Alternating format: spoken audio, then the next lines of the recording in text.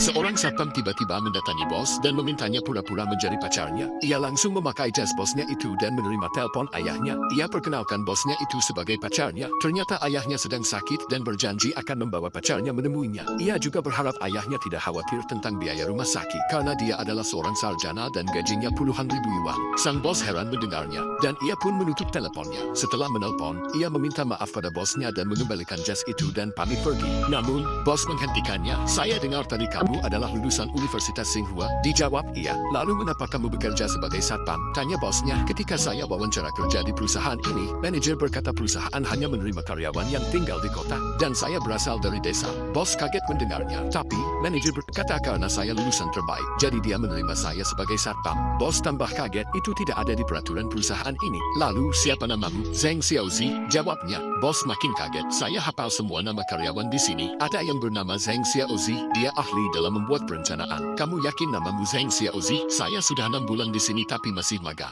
Belum jadi karyawan resmi." Lagi-lagi bos kaget karena tidak ada aturan seperti itu. Manajer berkata, "Asalkan saya bisa membuat rencana yang bagus, saya bisa jadi karyawan tetap." Tapi, sudah banyak perencanaan yang saya buat dan dia selalu bilang bos selalu menolaknya. "Selama ini saya menerima banyak rencana yang dibuat Zheng Xiaozi. Coba kamu lihat," sambil menyodorkan berkas itu. Setelah memeriksanya, "Ini semua yang saya buat." Tapi, kata manajer, "Anda menolaknya. Rencana ini semua dibuat oleh sepupu manajer yang juga bernama Zheng Xiaozi." Pria itu meyakinkan bos kalau dia yang menulis rencana itu. Bos berkata kalau rencana itu sangat bagus dan sepupu manajer menerima bonus 50.000 yuan setiap rencana. Pria itu kaget karena merasa dibohongi oleh manajer dan haknya tidak diberikan. Malah gajinya yang dipotong. Ia memohon pada bos untuk mencari kebenarannya karena ia butuh uang itu untuk berobat ayahnya. Sang bos menenangkannya dan akan mencari tahu kebenarannya. Ia pun menelpon manajer untuk menemuinya dan membawa sepupunya itu. Sepupu manajer sangat panik mendengar ini, tapi manajer berkata kalau ini sudah terlanjur dan dia yakin tidak akan terjadi apapun. Setelah mereka masuk ke ruangan bos, ia kemudian diminta untuk memperkenalkan sepupunya itu.